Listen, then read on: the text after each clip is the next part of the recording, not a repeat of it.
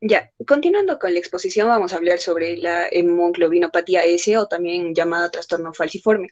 Esta es una condición en la que un individuo es portador de la mutación de hemoglobina S en al menos uno de sus genes de globina beta.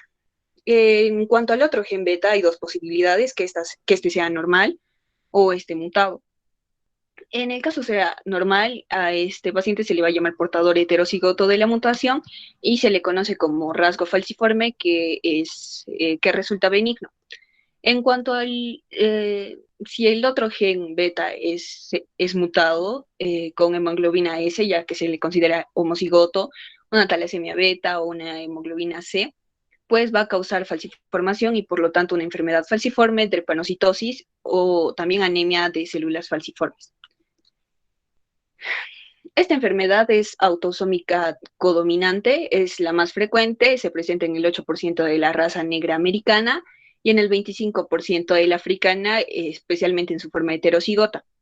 Existen cuadros de la enfermedad falciforme según el tipo de hemoglobinopatía S heterocigota o titulada rasgo falciforme, el porcentaje de hemoglobina S va a ser del 30 al 50 y su gravedad clínica puede llegar a ser de una cruz. En cuanto a la hemoglobinopatía S homocigota o también llamada anemia de células falciformes, el porcentaje de hemoglobina S es de 85 y su gravedad clínica puede llegar a ser hasta de 4 cruces. En cuanto a la hemoglobina S y beta talasemia, el porcentaje de hemoglobina S puede llegar a ser hasta de 80 con una gravedad clínica de hasta 3 cruces. Y así en el caso de los otros tipos. La base genética es la sustitución de una única base, que en este caso es tiamina por adenina, en el codón sexto del gen globina beta. El cambio único de este genotipo, que es glutámico por la valina en la sexta posición de la cadena beta-globina, va a causar la formación de la hemoglobina S, que al desoxigenarse se va a polimerizar y va a formar estructuras rígidas alargadas. Por lo tanto, la formación de hematíes en forma de os, como son los que se observan en la imagen, y estas estructuras rígidas alargadas van a aumentar la viscosidad, la obstrucción y la adhesión, junto con otros elementos, provocando la inflamación, la obstrucción y el daño del endotelio. Dentro de estos elementos que les acabo de mencionar, los principales son los neutrófilos, ya que tienen una propiedad de liberación extracelular controlada de ADN e histonas de núcleo de los neutrófilos activados, y estas se van a agregar con hematíes y células endoteliales. Eh, en base a esto se va a producir lo que es la hemólisis crónica, que va a liberar hemoglobina a la circulación y va a desencadenar fenómenos inflamatorios y consumo de óxido nítrico. Esta va a producir, es producida por estrés oxidativo y de la liberación de micropartículas cargadas de hemo. Y es así como se titula una enfermedad inflamatoria crónica. Lo que vemos en la imagen de la derecha es lo que les acabo de explicar en la anterior imagen, que la hemoglobina S al deshidratarse se eh, va a producir la falsiformación de hematíes y por lo tanto la hemólisis, y es así como se va a activar la coagulación y por lo tanto, como les estaba mencionando, con la activación del endotelio, neutrófilos y plaquetas, ayudando al estímulo inflamatorio y también la producción de citocinas proinflamatorias. La identificación de la hemoglobina S se va a basar en poner en manifiesto su modificación de su carga eléctrica originada por la mutación o provocando in vitro la falsiformación de los hematíes, como vemos en la imagen de la derecha, que es una electroforesis de hemoglobina en acetato de celulosa a pH alcalino, donde vemos la movilidad electroforética de las hemoglobinas A, F, S y C. En cuanto al rasgo falciforme, la mayoría de pacientes resultan asintomáticos y a veces pueden presentar lo que es hematuria. El hemograma se va a encontrar normal, las pruebas de escrutinio para falsiformación van a ser positivas. En la electroforesis de hemoglobina va a demostrar de 55 al 60% de hemoglobina A y del 30 al 50% de hemoglobina S, y por lo tanto en estos pacientes debemos evitar situaciones que se produzca hipoxia celular o hipoxia tisular o deshidratación, una deshidratación importante. En cuanto a la enfermedad falciforme, drepanocitosis o anemia de células falciformes, estos pacientes usualmente los homocigotos para hemoglobina S van a permanecer asintomáticos hasta la segunda mitad del primer año de vida, ya que el porcentaje de hemoglobina F va a ser suficiente para atenuar lo que es la falciformación. La clínica en estos pacientes va a ser la hemólisis, la vasoclusión, que se caracteriza por dolor, isquemia tisular e infartos, y un síndrome anémico moderado. Eh, Estos pacientes van a presentar manifestaciones tanto agudas como crónicas. Yo les voy a hablar de las agudas. Primero tenemos lo que son las crisis oclusivas, que van a ser las más frecuentes y por lo tanto van a presentar dolor vasoclusivo, que se caracteriza por ser repentino, frecuente a nivel óseo y articular, y se puede presentar lo que es la dactilitis, que es el síndrome de la mano y pie en niños pequeños. En cuanto a la crisis cerebrales, vamos a tener lo que es el ictus, que a los 20 años hay una probabilidad del 11% y a los 40 del 25%. En cuanto a las crisis pulmonares, vamos a ver que la arteria pulmonar tiene una baja tensión de oxígeno y un flujo lento. Y se puede presentar lo que es el síndrome torácico agudo, que consiste en fiebre, taquipnea, dolor torácico, leucocitosis, dificultad respiratoria e infiltrados pulmonares. En cuanto a las crisis abdominales, este se va a presentar como un abdomen agudo, principalmente en infartos de mesenterio. En cuanto a las infecciones, estas se van a presentar más en niños. Es una causa de mortalidad, puede haber hipoesplenismo funcional que se inicia a los 4 meses y entre los 2 a 4 años hay más riesgo de estas infecciones. En cuanto a la malaria, es la causa más común de morbimortalidad y también las bacteremias, meningitis y otras infecciones pulmonares por gérmenes encapsulados. El priapismo consiste en la erección espontánea que va a permanecer más de 2 a 4 horas y las causas de caída brusca de la hemoglobina son las crisis aplásicas, que son más frecuentes en la infancia y se da por infecciones virales y fármacos, donde va a haber disminución de los reticulocitos. En cuanto a la crisis de secuestración esplénica, se dan por fenómenos de vasoclusión en el vaso y acúmulo excesivo de Matías, lo que causa el aumento repentino del tamaño del vaso, dolor abdominal y shock hipovolémico. La hemoglobina es menor a 3 gramos por decilitro, persistiendo en lo que es la reticulocitosis. Y en las crisis hiperhemolíticas, lo que resalta son la reticulocitosis persistente. Este es un cuadro que nos presenta el libro, el cual clasifica, ¿no?, las manifestaciones clínicas agudas y crónicas en cuanto a lo que ya les iba mencionando. En cuanto al dolor, su manifestación aguda son episodios de dolor vasoclusivo agudo y el síndrome de torácico agudo. Y en cuanto a las crónicas, dolor de infartos tisulares, osteonecrosis y úlceras. En manifestaciones agudas en cuanto a las infecciones, eh, vamos a tener sepsis, neumonía, meningitis y en las crónicas, úlceras en piernas y osteomielitis. En la anemia, en las agudas vamos a tener crisis aplásicas, crisis de secuestración esplénica y crisis hiperhemolíticas.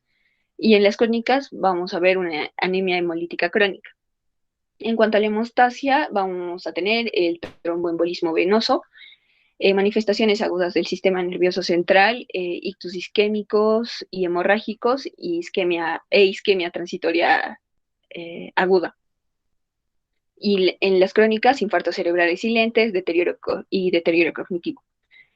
Manifestaciones agudas del pulmón, síndrome torácico agudo, que ya les mencioné, asma, embolias grasas y tromboembolismo pulmonar. Y en las crónicas, hipertensión pulmonar y EPOC. Manifestaciones agudas del riñón, infartos renales, hematuria, toxicidad con la medicación, fallo renal y síndrome nefrótico agudo. Y en las crónicas, hipertensión, fallo renal crónico, tubulopatías, diabetes insípida neurogénica y carcinoma medular renal. En cuanto a las manifestaciones agudas en huesos, vamos a tener la dactilitis, que ya les mencioné, la necrosis avascular, y en las crónicas la osteoporosis y la osteomielitis. En manifestaciones agudas cardíacas, el infarto de miocardio, arritmias, disfunción autonómica, y en las crónicas, disfunción diastólica, fallo cardíaco y sobrecarga férrica en transfundidos. En cuanto a las manifestaciones agudas hepatobiliares, crisis de secuestración hepática, colecistitis, colestasis intrahepática y en crónicas, litiasis biliar. En manifestaciones agudas del vaso, crisis de secuestración esplénica, infartos esplénicos y en crónicas, atrofia esplénica, hipofunción y riesgo infeccioso.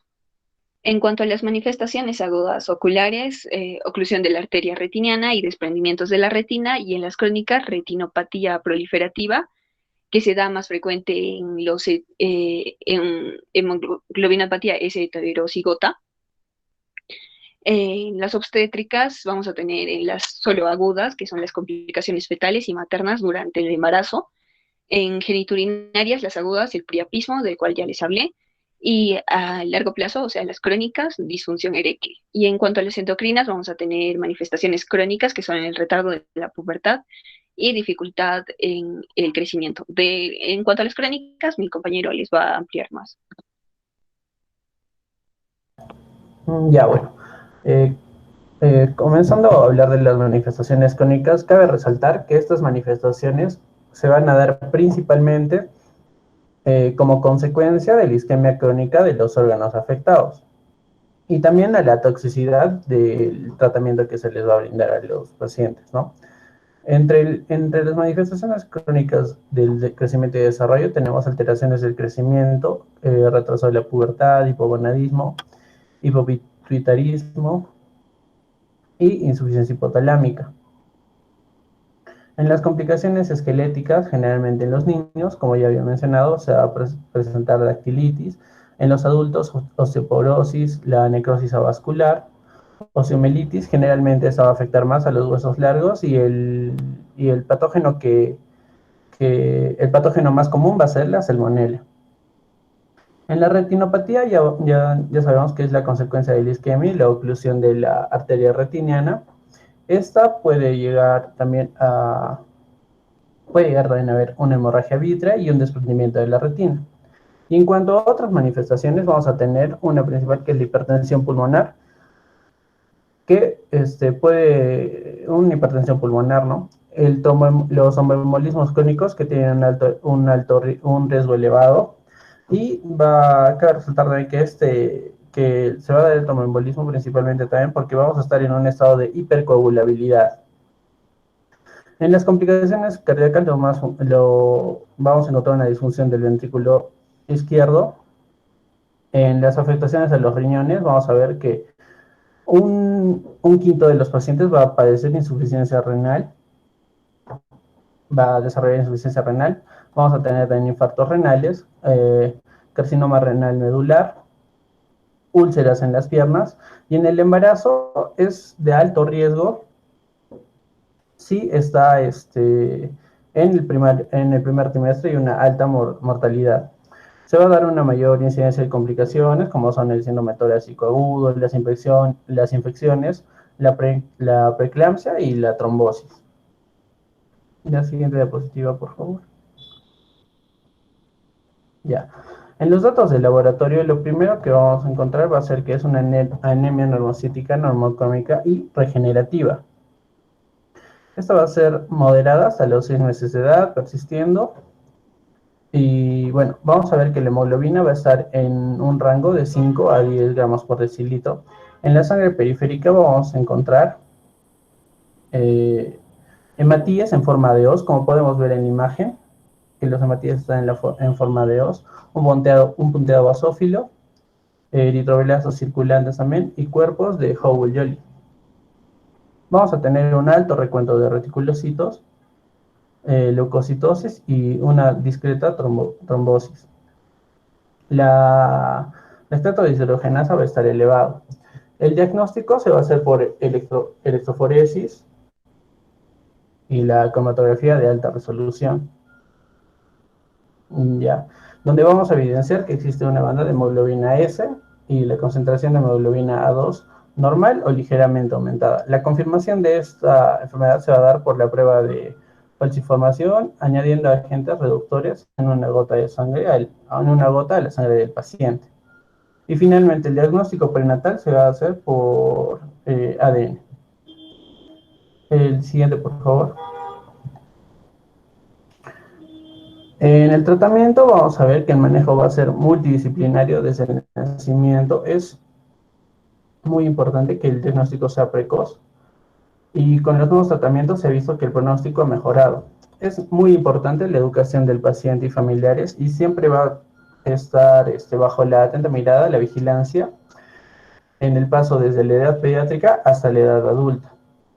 En el manejo general, lo principal es buscar prevenir las complicaciones. Se van a usar antibióticos en niños, la penicilina B de 125 a 250 miligramos, 2 por día, o eritromicina. Luego, todos los pacientes tienen que recibir las vacunas para estreptococo, neumonía, neisseria, meningitis, Haemophilus influenzae, las vacunas antigripales y las vacunas contra la hepatitis B. Luego, el manejo del síndrome febril, tenemos que estar muy atentos ya que un incremento del mayor a 38.5 grados se considera una emergencia médica y se va a administrar antibióticos parenterales, y por lo cual se tiene que acudir también a un servicio de urgencias para que se le haga una evaluación clínica y extracción de cultivos. Luego, suplementos vitamínicos, el ácido fílico, 1 miligramo por día, la vitamina D, calcio. La hidroxiuria va a disminuir los eventos clínicos graves. Se da en una dosis inicial de 10 a 15 miligramos por kilogramo por día. Luego, la transfusión va a mejorar la oxigenación y disminuye el porcentaje de la hemoglobina S. Este reduce la mortalidad y también reduce la morbilidad de algunas complicaciones graves, como puede ser el síndrome torácico agudo, la crisis con priapismo o las úlceras cutáneas. Luego tenemos a la tromboprofilaxis, donde generalmente los pacientes que van a requerir reposo y los trasplantes de progenitores hematopoyéticos. Este va a ser el único tratamiento curativo, pero es un procedimiento de alto riesgo. Y solo están calificados los pacientes que tienen enfermedad falciforme en menores de 16 años. Estos tienen que cumplir ciertos requisitos que son la anemia intensa, una crisis vasoclusivas repetitivas, infecciones graves y tienen que tener un donante sano histocompatible. Ya. Los síndromes talasémicos. Los síndromes talasémicos son un grupo de trastornos que se heredan con un carácter autosómico codominante y son muy heterogéneos desde el punto de vista molecular, fisiopatológico y también clínico. Tienen una alta prevalencia, al menos desde el Mediterráneo hasta Indonesia, en el caso de la beta-talasemia, y de la alfa-talasemia en las regiones tropicales y subtropicales de África, Asia y Oceanía. En la clasificación vamos a ver que vamos a encontrar principalmente dos, que son las talasemias beta y alfa. Y bueno, vamos a también tener algunas unas variantes o hemoglobinopatías estructurales, ¿ya? Donde también hay una disminución en la síntesis en la cadena que está estructuralmente anormal. Y las vamos a clasificar como alfa 0 o beta 0 cuando el alelo no codifica nada de la cadena, la alfa más o beta más cuando hay una disminución de la síntesis. Y desde un punto de vista clínico vamos a tener a las talasemias mayor, que es una forma grave de la enfermedad. Esta causa una dependencia transfusional de por vida. La talasemia menor, donde vamos a tener portadores asintomáticos que se caracterizan principalmente por tener microcitosis e hipocromía. La talasemia intermedia, que está entre los 2 grados previos, o sea, es un poco menor que la mayor, pero no es tan leve tampoco como la menor, ¿no? Y tiene necesidades transfusionales ocasionales. La talasemia silente, que es un déficit de síntesis, acá el déficit de síntesis es tan leve que los pacientes son asintomáticos y tampoco tienen microcitosis o hipocromía.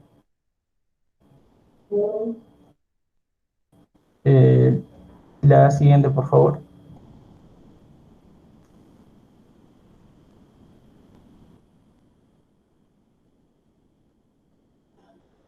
Ya, las beta-talasemias. Vamos a ver que en las beta-talasemias son heterocigotas para los genes con alelos beta más o beta cero y que corresponden fenotípicamente a portadores asintomáticos o con talasemia menor. Las beta-talasemias homocigotas o dobles heterocigotas, estas son las formas graves de la enfermedad.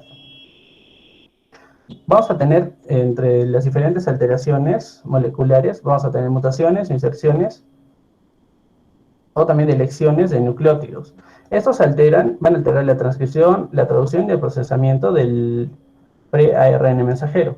Las mutaciones afectan la transcripción en la zona promotora, reduciendo la síntesis de la cadena. Otras que afectan al ARN, que son intrones en las zonas 5' y 3'. Y hay otra disminución variable de la síntesis.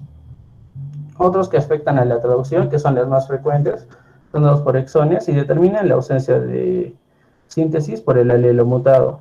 Y otras amiglobinopatías estructurales se van a dar por fusión de genes, como es la hemoglobina de Lepur, donde hay un entrecruzamiento no homólogo entre el gen gamma y beta, y codifican una cadena híbrida.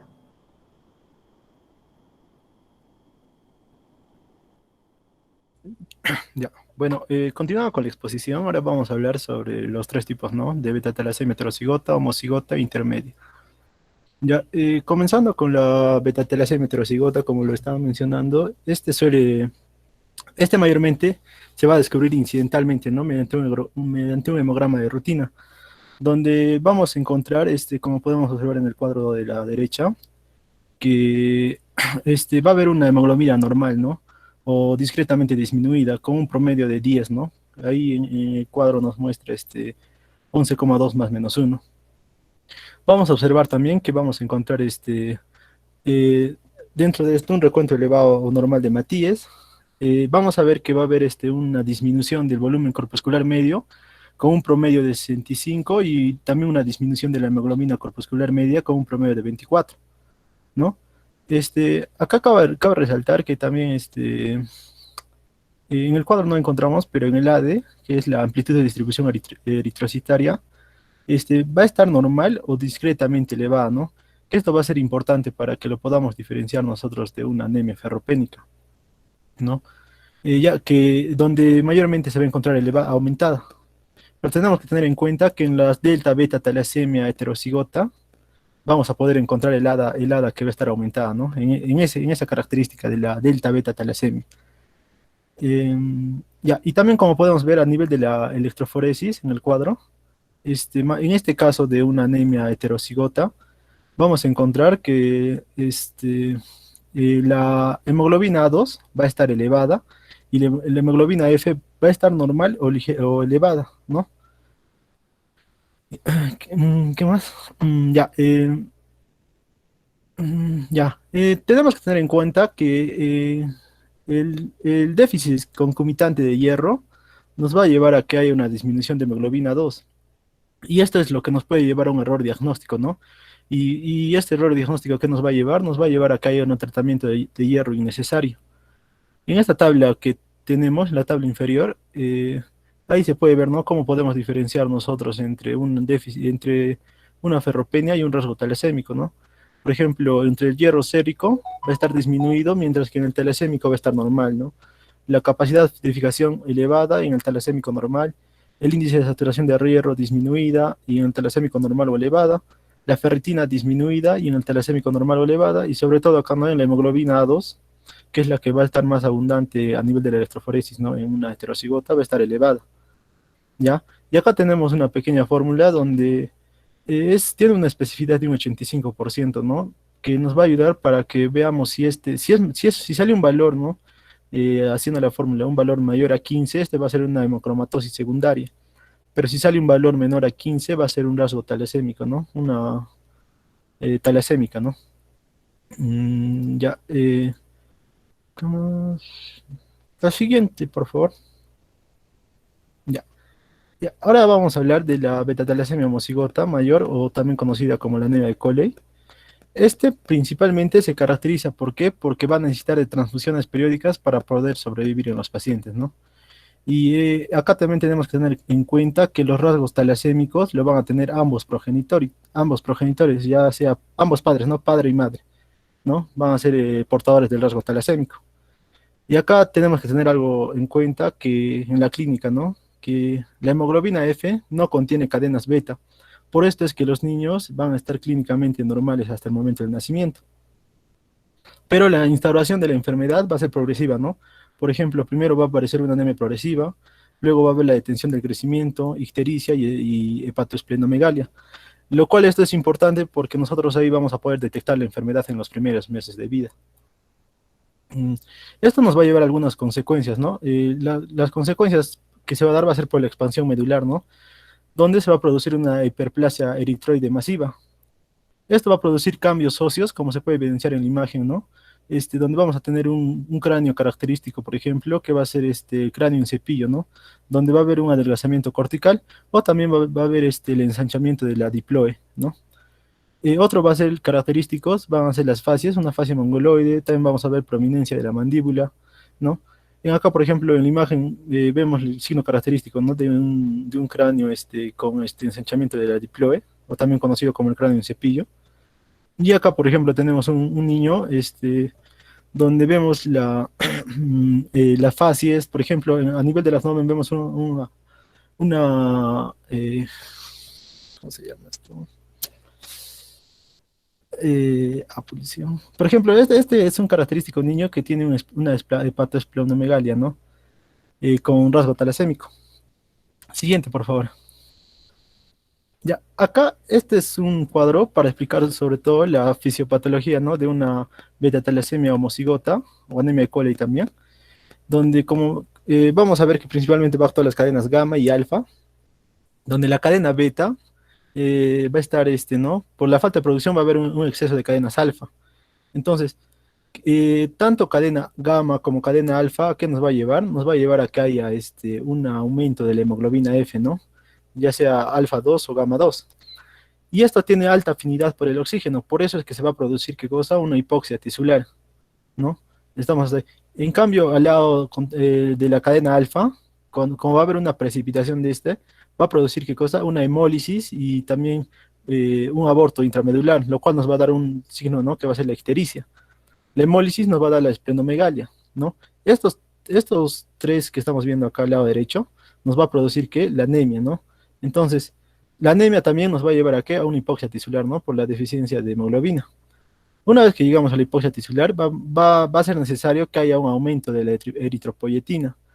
Y esto es lo que les mencioné, ¿no? Que va a producir, ¿qué cosa? Una hiperplasia eritroide en la médula ósea. Y así va a producir las deformidades óseas, el hipermetabolismo, la gota, necesidad del ácido fólico. Eh, a lo- a- Esta hiperplasia eritroide en médula ósea también va a llevar a la a mayor absorción de hierro.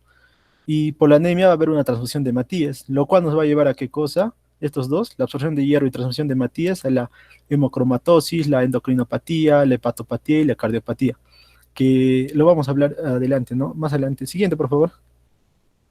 Ya. Entonces, dentro de este cuadro de la beta-talasemia homocigota, va a ser frecuente las infecciones, fracturas patológicas por rarefacción, la refacción ósea, cardiopatías, por efecto de la anemia y hemosiderosis. Acá es importante que mm, tratar el régimen transfusional adecuado, ¿no? Ya que la mayoría de personas van a morir en la juventud, ya sea por una miocardiopatía, trombosis pulmonar o infecciones. Por esto es que es importante iniciar un programa de transfusiones periódicas, ¿no? Pero antes de iniciar el programa de transfusión periódica debemos tener en cuenta la edad del paciente, ya que va a haber un crecimiento y desarrollo normal hasta los 10 y 11 años, ¿no? A partir de esta edad es donde los individuos recién van a necesitar, van a tener complicaciones graves, ¿no? ¿Por qué? Debido a qué? A las transfusiones sanguíneas que van a estar recibiendo, perdón, a la sobrecarga de hierro que va a presentar el paciente, ¿no? Post-transfusional. Entonces, esta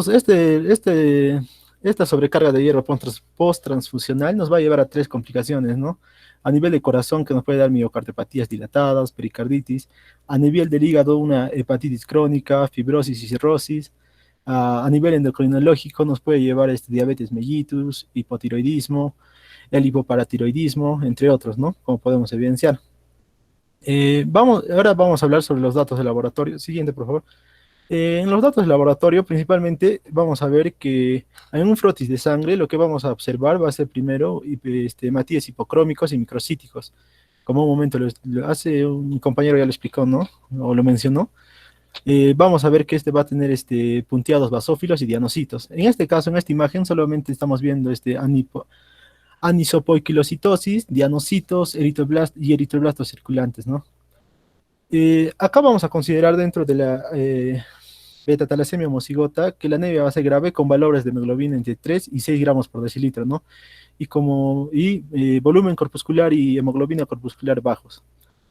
Y acá es para diferenciarlo, ¿no? En el patrón electroforético, como lo dije en el anterior, que es el heterocigoto, la beta-talasemia heterocigoto, había mayor cantidad de hemoglobina A2, ¿no?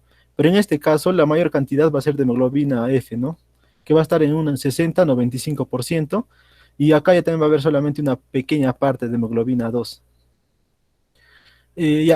Después de todo lo hablado, tenemos que decir que también en la clínica vamos a ver que va a haber aumento de una bilirrubina indirecta, y el urobilinógeno también, ¿no? Y esto va a ser por la consecuencia de la hemólisis, como ya sabemos.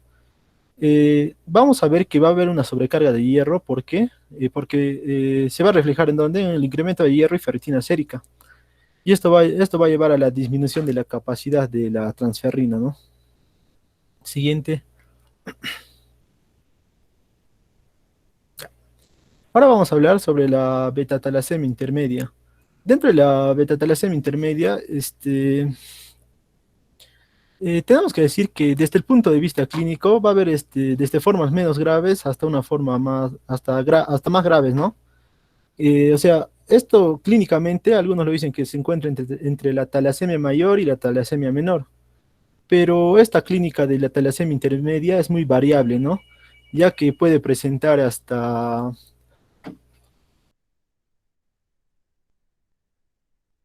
perdón, es muy variable, ¿no? Ya que puede presentar desde casos leves hasta casos muy graves, ¿no? Donde van a requerir transfusiones en forma ocasional. Esta es solo forma ocasional. En cambio, para recordar la de menor o anemia de Coli, siempre van a necesitarlo, ¿no? Para la sobrevida.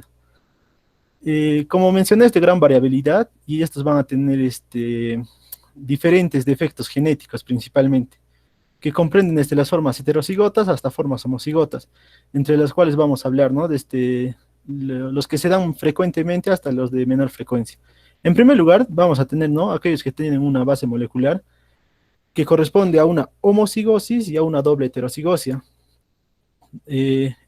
Primero, para los beta más talasémicos, ¿qué estos van a hacer qué cosa? Estos solo disminuyen la síntesis de la cadena, nada más. En cambio, la otra, ¿no? Que va a ser la combinación de un gen beta cero talasémico, acá va a ver qué cosa, la ausencia de la síntesis de la cadena, ¿no? Ya, en segundo lugar, vamos a tener la base de igual, ¿no? Casos homocigotos y de doble heterocigoto, de doble heterocigosia. En este caso va a ser ya también la sobreexpresión. En el otro era la disminución, en este es la sobreexpresión, pero de acá ya también de cadenas alfa y de globina. ¿Y esto por qué se va a dar? Porque uno o dos de los alelos eh, mm, que corres- uno o dos de los alelos que corresponde al delta beta talasemia, o porque se asocia a otro tipo de cadena también, ¿no? En tercer lugar es cuando es menos frecuente ya, cuando solamente se va a asociar a una beta talasemia, y acá vamos a ver que la cadena se va a triplicar o cuadriplicar, ¿no? La cadena alfa. En cuarto lugar es ya menor frecuencia todavía, que se va a dar a una base de hemoglobinas hiperinestables, ¿no? Lo cual se caracteriza la beta talasemia dominante. Y por último, donde vamos a tener otra vez las bases moleculares de la homocigosis o la doble heterocigosia, que va a ser para los beta talasémicos beta positivos y los beta más y los beta cero, ¿no? Que ya lo han explicado en qué consiste el beta más y el beta cero. Y esto mayormente está asociado a la alfa talasemia. En este caso tenemos que tener en cuenta que, eh, como dije, va a haber desde casos muy leves hasta casos muy graves, donde ya se va a necesitar una transfusión sanguínea, ¿no? En los casos graves, sus manifestaciones clínicas son superponibles a quién, a la talasemia mayor, ¿no? A la de Coley, a la anemia de Coley, pero lo que más le va a caracterizar a esta beta talasemia intermedia va a ser que va a presentar úlceras en las piernas, tumores, complicaciones trombóticas, hipertensión pulmonar y el desarrollo de aloanticuerpos, autoanticuerpos y síndrome hiperhemolítico. Pero lo que les mencionaba, ¿no? Acá también puede haber una sobrecarga de hierro, ¿no? Pese a que los pacientes, o sea, pese a que los pacientes no se transfunden. Pero esta causa de sobrecarga de hierro puede ser de forma ocasional, ¿no? Y sobre todo en aquellos casos graves. Nada más. Siguiendo con la parte del tratamiento, bueno, una parte esencial en el tratamiento de las formas graves consiste en la prevención de las formas homocigotas mediante el diagnóstico precoz de los portadores y diagnóstico prenatal. El tratamiento se basa en la transfusión periódica de hemátides, como dijo mi compañero, para corregir la anemia y quelantes de hierro para prevenir la siderosis y la hemocromatosis. Estos niños dependerán totalmente de las transfusiones, pero antes de la primera transfusión es preciso asegurar que se han realizado todas las pruebas diagnósticas, considerar la inmunización contra la hepatitis B y plantear el trasplante de médula ósea halogénico. Siguiente, por favor.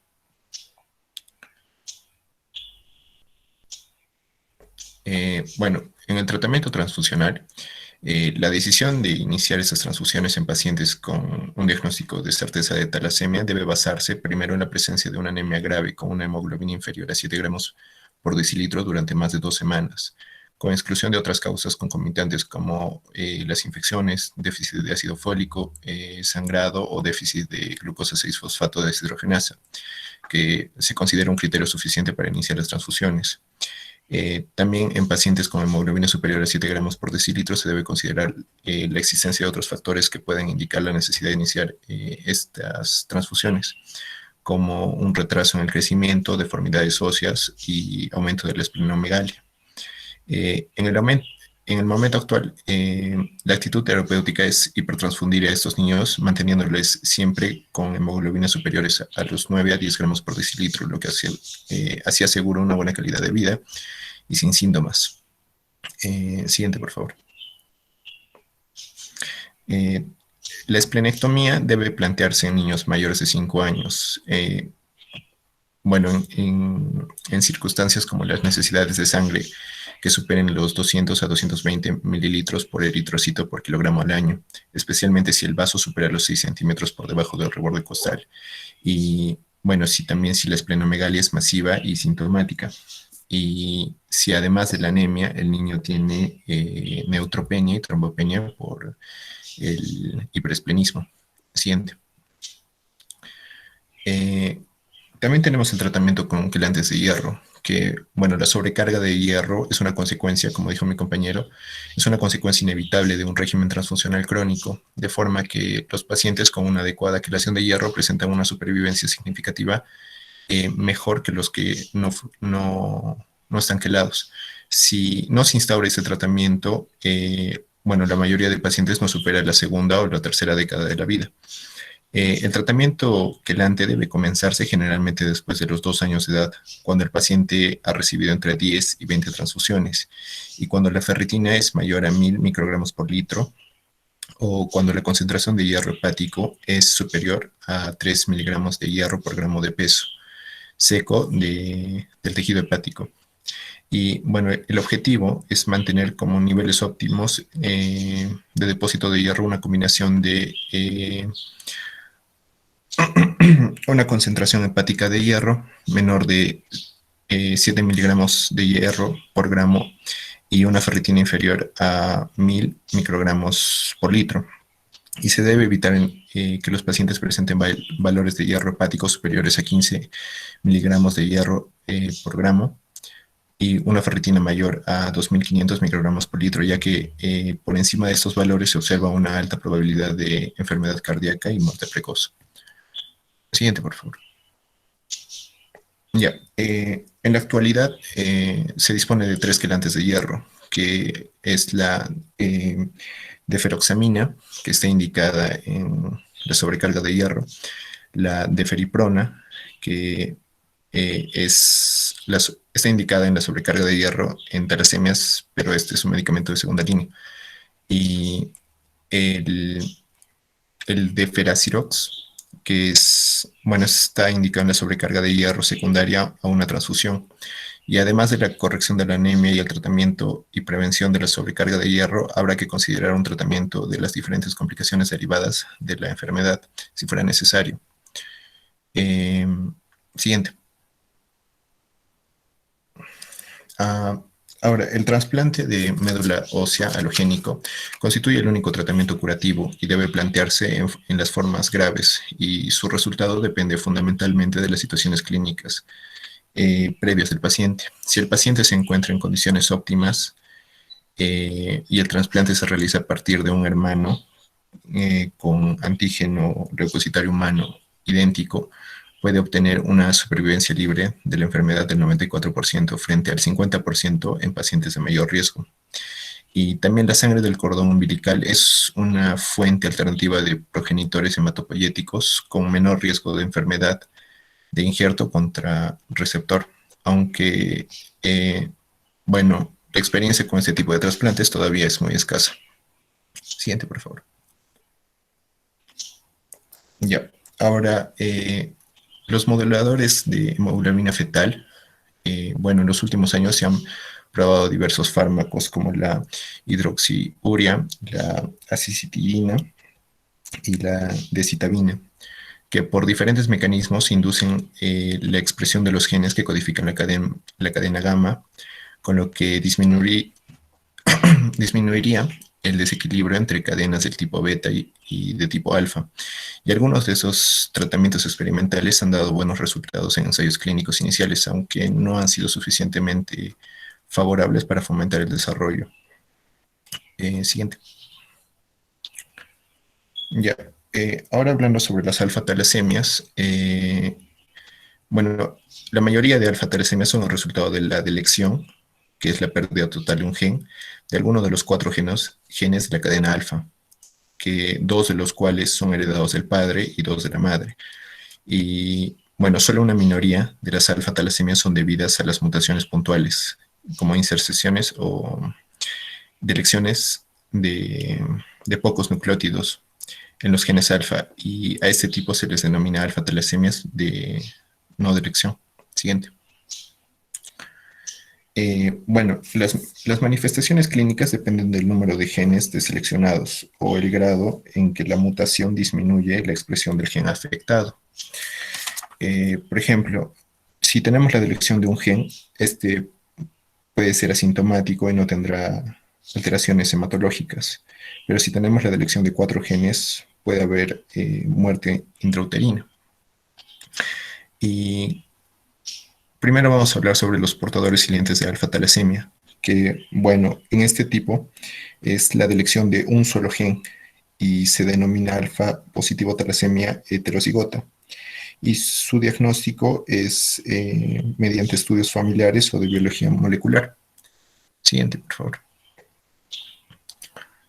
Ahora, en el rasgo alfa-talasemia es la delección de 2 genes y el grado de reducción de la hemoglobina es muy discreto.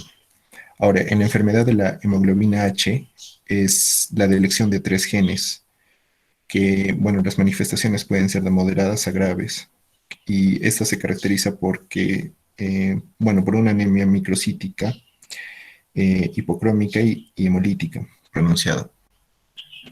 Siguiente, por favor.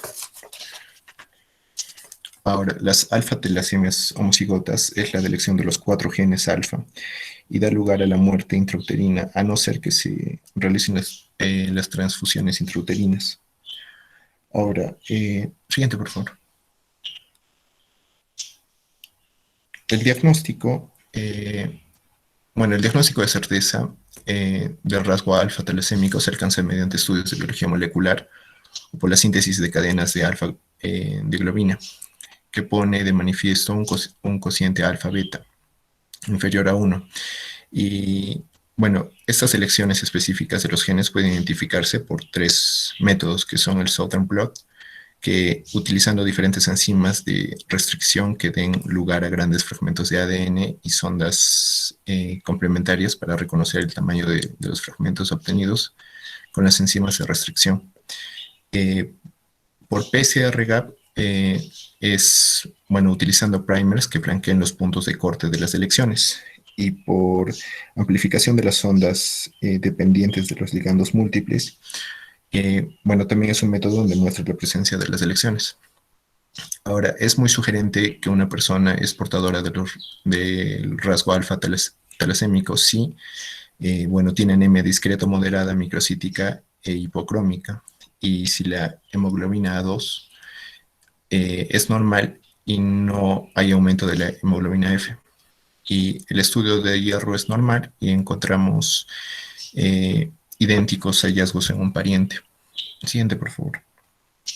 Ahora, la actitud terapéutica, bueno, en los portadores silientes estos no van a presentar o, bueno, precisar ningún tratamiento. Y las personas con enfermedades de hemoglobina H generalmente toleran bien la anemia sin requerir transfusiones. Y estas pueden ser necesarias en crisis hemolíticas y raramente en niños para prevenir el retraso mental o en el crecimiento. Y siguiente, por favor. Ahora, las alfa-talasemias de no de elección, bueno, hasta en la actualidad se han descrito más de 70 tipos diferentes de alfa-talasemias de no de elección. La mayoría afectan al gen alfa-2 y pueden alterar el procesamiento del ARN o la traducción sin que se haya descrito hasta la actualidad ninguna mutación en los promotores de los genes alfa. Y bueno, la mayoría de estas mutaciones son privativas de pocas familias, salvo las mutaciones que se presentan con relativa frecuencia en algunas poblaciones. Y la gravedad del fenotipo alfa-talasemia se relaciona proporcionalmente con el número de genes afectados, como dijimos, y el grado en que las mutaciones específicas disminuye la expresión de dichos genes. De esta forma, la expresión de las alfa-talasemias no de elección que afectan al gen alfa-2 son más graves que las que afectan al gen alfa-1 y a las alfa-talasemias de elección, ya que se expresa de 2 a 3 veces más. Siguiente, por favor. Ahora, las formas infrecuentes, por ejemplo, tenemos la delta-beta talasemia, que hay una supresión de la síntesis de la cadena beta y delta, ocasionando por delecciones de estos genes en el cromosoma 11. Se observa con relativa frecuencia en el área mediterránea española y, bueno, la forma heterocigota cursa de manera sintomática, con elevaciones de la hemoglobina F y el resto de las hemoglobinas normales. El hemograma es muy parecido a las beta-talasemias. También tenemos la hemoglobina de Lepore y variantes, que es una consecuencia de un crossing over no homólogo entre los genes beta y delta, con el resultado de un gen híbrido que codifica la globina mixta delta-beta, por cuya síntesis está disminuida. Y hay formas heterocigotas y homocigotas con expresión clínica similar a las beta-talasemias. Y también tenemos la persistencia hereditaria de la hemoglobina F, que este es un término que agrupa una serie de trastornos en los que hay una síntesis persistente de la hemoglobina F en la vida adulta por sobreexpresión de los genes gamma, sin alteraciones hematológicas importantes. Gracias.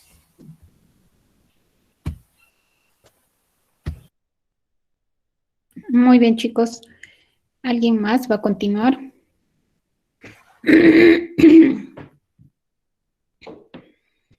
¿Alguien más continúa? No, doctor, esa era toda la exposición. Ya, todos han expuesto, todos los del grupo. Sí, doctor. Todos, ¿no? Son 3, 6, 7, 8, 9. ¿Sí? ¿Son 9?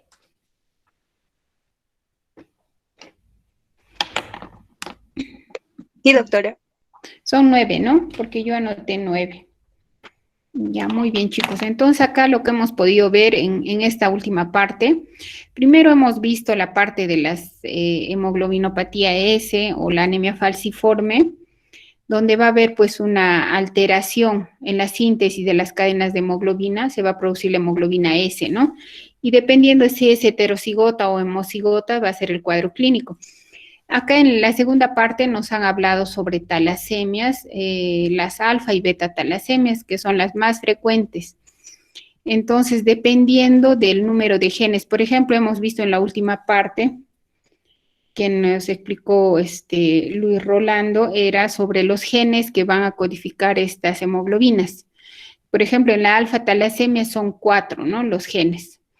Entonces, de acuerdo a la afectación del número de genes, pues también va a ser el cuadro clínico. Si hay afectación de un solo gen, probablemente sean, pues, incluso no se puedan diagnosticar, ¿no? Pasen desapercibidos. Pero si se afectan los 4 genes, pues nos había indicado que va a ser incompatible con la vida, ¿no? Hay muerte intrauterina. Entonces, estos diagnósticos, ¿cómo lo vamos a hacer? Primero tienen que ser por los antecedentes de los pacientes o antecedentes familiares, también el cuadro clínico, ¿no? Si hay anemia, si hay ictericia, hepatoesplenomegalia, malformaciones óseas, y un examen que nos va a ayudar bastante en el diagnóstico son la electroforesis de hemoglobina, ¿no? Para eso tienen que recordar que tenemos cadenas de hemoglobina A, A2 y fetal. Y de acuerdo a eso, por ejemplo, la hemoglobina A está formada por 2 cadenas alfa y 2 cadenas beta. La hemoglobina fetal está formada por 2 cadenas alfa y 2 cadenas gamma.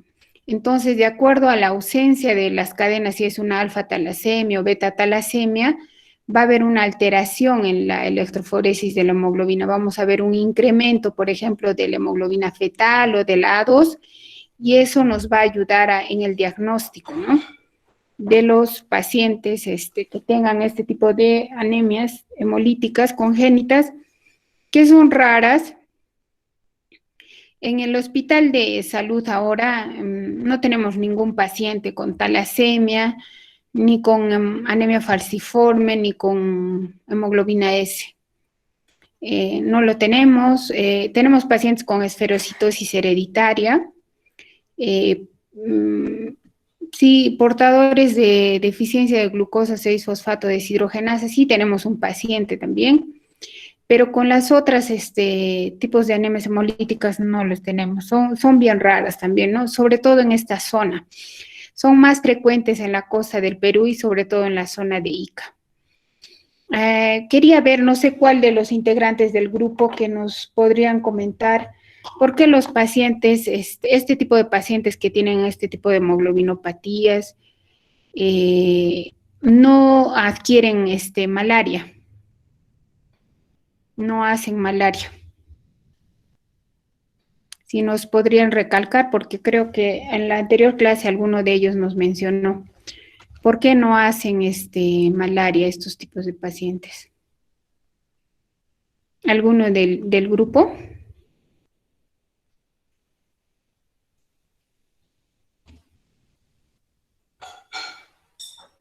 ¿Nadie, chicos?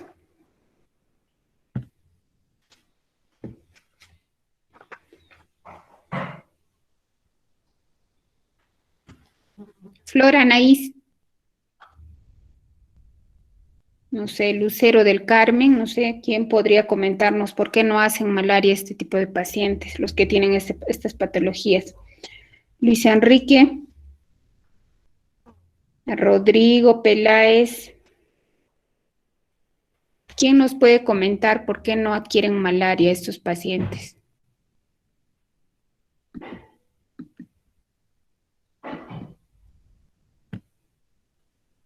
¿Ninguno de los expositores?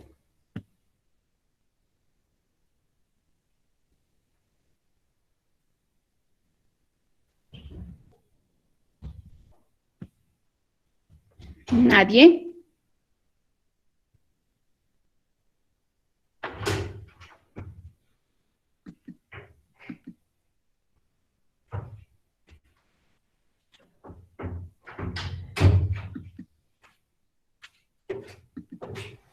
¿Están presentes los expositores? Yo creo que sí han leído, ¿no? ¿Por qué estos pacientes no hacen malaria? Y me parece, es más, en la anterior exposición que una de sus compañeras mencionó por qué. Doctora, hablando sobre lo que es de la malaria, se relacionaba más con la deficiencia de la glucosa 6-fosfato deshidrogenasa. Como se mencionó en la anterior exposición, básicamente esta es una enfermedad genética, ¿no? Que va a estar ligada al cromosoma X y que su prevalencia se caracteriza porque es mayor en zonas endémicas de malaria, ya que le confiere como que una protección contra esta infección. Bueno, pero no sé si algo más han leído sobre en relación a la anemia falciforme y las talasemias, sobre todo la anemia falciforme, porque no solamente en la deficiencia de glucosa 6-fosfato deshidrogenasa se observa que no adquieren, ¿no? No adquieren malaria estos pacientes. Doctora, sería porque los parásitos dentro de su proceso de crecimiento, se va a ver afectado más que todo por cuando las células se van a volver hipóxicas. Podría ser una ocasión, como hay hipoxia en los eritrocitos. Doctora, también había leído de que en estos pacientes hay un número creciente de glóbulos rojos y es por eso que esto le da protección contra las infecciones como la malaria. Hay un número creciente. Hay un incremento de los glóbulos rojos, doctora, en lo que son las talasemias, de producción de los glóbulos rojos. Hay más glóbulos rojos, ya, y eso también. Pero lo que se ha visto es que estos pacientes no adquieren malaria, ¿no? Los pacientes que tienen anemia falciforme, por ejemplo, tienen como una protección a adquirir estos parásitos. Se han postulado muchos mecanismos de protección, pero se ha visto como una selección, ¿no? En estos lugares donde es muy frecuente este tipo de alteraciones de hemoglobinopatías o talasemias que no se contagian de malaria. Entonces se cree que hay alguna alteración o hay algún, digamos, a nivel del glóbulo rojo hay alguna proteína que sirve para que el plasmodium pueda ingresar a la célula y que estos pacientes no lo tienen. Otro también podría ser la hipoxia que comentaban sus compañeras. No sé si ustedes tienen alguna otra pregunta para los expositores. A ver, ¿quién nos expuso hemoglobina talasemia, alfa talasemia? Luis Rolando, ¿no?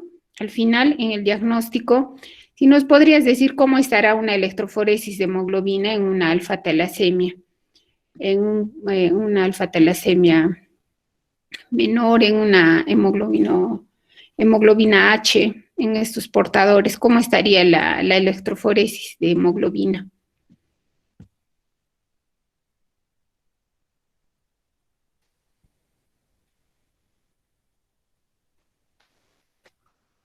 Luis Rolando, si quieres muéstranos tu diapositiva para recordarnos.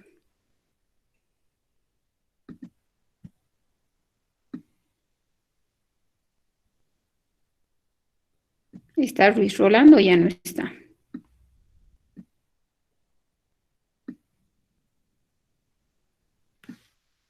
Eddie Marcial. Eddie, en las beta-talasemias, ¿cómo estaría la electroforesis de hemoglobina?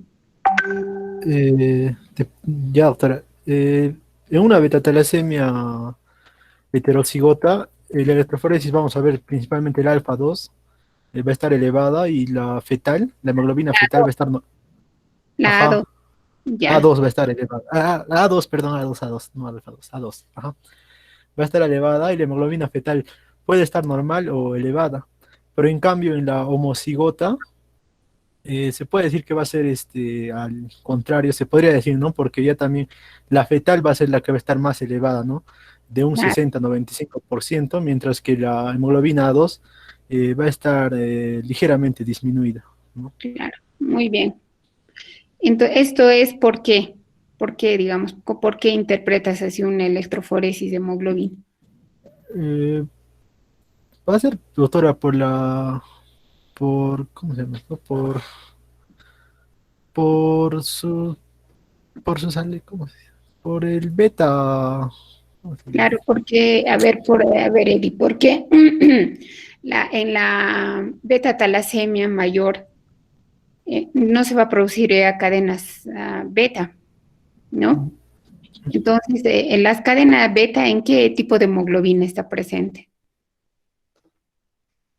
Las En la, beta, la menor, en la ah, heterocigota, doctor.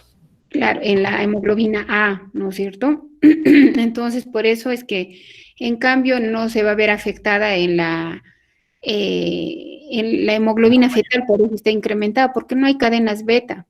Entonces, es importante lo que nos está recalcando su compañero Eddie, porque, bueno, cuando les hagamos las evaluaciones, les vamos a poner un caso clínico de un paciente con todo el cuadro clínico y les vamos a poner su electroforesis de hemoglobina. Entonces, ahí, como dice Eddie, les pondremos hemoglobina 2 discretamente incrementada, hemoglobina fetal entre 60 o 90%, o de repente 80%. ¿Cuál es el diagnóstico más probable del paciente? ¿No? Entonces, lo más probable es que tenga una beta-talasemia mayor, ¿no? Entonces, lo mismo pasa en las alfa-talasemias. Y esto es porque tienen que tener bien claro que qué hemoglobina, las hemoglobinas, por qué cadenas están formadas. La hemoglobina A está formada por 2 cadenas alfa, 2 cadenas beta, la fetal, 2 cadenas alfa y 2 cadenas gamma, y igual a 2 por delta, ¿no? Entonces, eso tienen que tomar en cuenta, porque si no tienen claro ese concepto de las cadenas, no van a poder interpretar una electroforesis de hemoglobina. No sé si está Luis Rolando para que nos recuerde cómo es la electroforesis de una alfa-talasemia. ¿Está? ¿No está?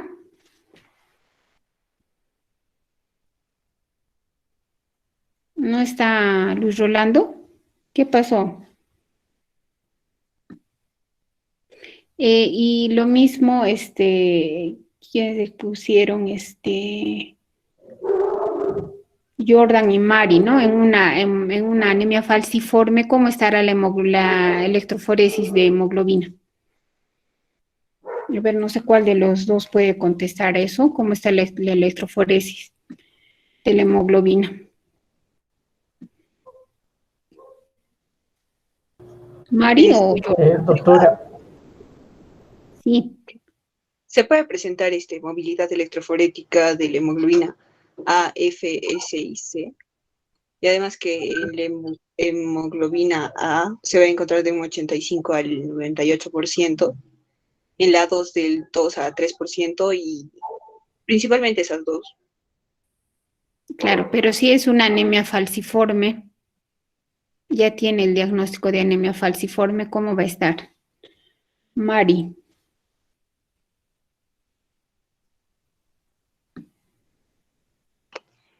Va a haber incremento doctora, o presencia de la hemoglobina S. Claro, va a haber hemoglobina S ahí, ¿no? Ahí sí vamos a encontrar hemoglobina S. Sí, creo que alguien quería intervenir. Muy bien, Mari. sí, doctora, yo quería decir lo mismo, que lo que se va a encontrar alterado va a ser vamos a encontrar lo que es la banda de hemoglobina S y una concentración de hemoglobina A normal o va a estar ligeramente incrementada. Claro. Entonces, eso es lo diferente, ¿no? Cuando hay una anemia falciforme, que vamos a encontrar otras hemoglobinas que no son las normales, ¿no? No vamos a encontrar, pero es diferente cuando tenemos las talasemias. Recuerden que en las talasemias lo que vamos a ver son alteraciones en la síntesis de las cadenas de hemoglobina, pueden ser alfa o beta. Va a haber una disminución en la síntesis de esta o una ausencia total. En cambio, la anemia falciforme o la hemoglobinopatía S van a ser problemas en los cuales va a haber una alteración de una hemoglobina diferente a las que ya conocemos, la A, la A1, la A2 y la fetal, ¿no? Entonces, no sé si tienen alguna pregunta para sus compañeros. Ahora, de los expositores, los que nos expusieron, pues, las membranopatías, bueno, digamos, el diagnóstico, si nos pudieran recordar, a ver, eso pusieron Lucero, ¿no? O María Fernanda. Las hemoglobinopatías, las membranopatías, digamos, la electroforesis de hemoglobina, que es la más frecuente, en la cual va a haber una alteración en la síntesis de las proteínas de membrana del eritrocito, y esto va a hacer que sean más susceptibles a ser lisadas, ¿no? Entonces, ¿qué examen se va a hacer para diagnosticar el esferocitosis hereditaria? ¿Mari o Lucero fue la que expuso? María Fernanda o Lucero. Yo, doctora, A ver, te escuchamos. doctora, yo hablé sobre la esferocitosis hereditaria en la Flora, anterior Anaís. clase. Sí, Ajá, sí, doctora. Bueno, para recordar, ¿no? Básicamente, las técnicas de diagnóstico de laboratorio que se realizaban para lo que es la esferocitosis hereditaria era ver sobre la fragilidad del esferocito, era como la exposición de estos a medios tanto hipotónicos o también ácidos para poder probar la fragilidad osmótica, e incluso también se lo podía exponer al frío, lo que es el proceso conocido como criohemólisis, ¿no? Y de igual forma también se podía realizar un análisis por electroforesis de la proteína de la membrana eritrocitaria. claro. Entonces, el examen que se hace para diagnosticar es el test de fragilidad osmótica. Muy bien, Flora Anaís. Ese es el examen que se hace y se somete al glóbulo rojo a medios hipotónicos. Se va viendo a qué concentración va a lisar el glóbulo rojo, ¿no? El esferocito que es patológico y un glóbulo rojo normal. Entonces, de acuerdo a de eso se hace, ya son diferentes los estudios moleculares que nos van a dar el diagnóstico, digamos, de qué deficiencia, de qué proteína hay. Ahora, la deficiencia de glucosa 6-fosfato deshidrogenasa, bueno, eso se hace pues por dosaje de esta enzima. Se dosa y va a salir baja, ¿no? Entonces, esas cosas para que tomen en cuenta en ese tipo de anemias hemolíticas que no son las más frecuentes, pero que es importante que ustedes conozcan. Obviamente las anemias hemolíticas adquiridas son las más frecuentes y de estas las autoinmunes son las más frecuentes, ¿no? Eso ya hemos visto en las anteriores clases. Entonces, visto de que no hay más preguntas, daremos por concluida esta clase. Ya desde la próxima clase que vamos a hacer, vamos a hacer ya la parte de oncohematología, ¿no? Ya vamos a ver las leucemias agudas, las crónicas, las mielodisplasias, básicamente eso. Sí, el tema de plaquetopenias que continuaba en el sílabus después de este tema lo vamos a pasar para el tercer examen para que haya una mejor secuencia de las patologías que vamos a ver. Entonces, después de esta clase ya nos abocamos a hacer la parte de oncohematología. ¿Sí? Y no sé a quiénes les corresponde preparar síndromes mielodisplásicos, tendrían que tenerlo ya preparando porque este va a ser uno de los temas que vamos a tocar antes del segundo examen. Síndromes mielodisplásticos. Entonces, damos por concluida la clase y ya quedaré con Adriana para la próxima clase que hagamos. ¿Ya, chicos? Entonces, cuídense, buenas tardes. Ya nos vemos. Gracias, doctora, buenas tardes.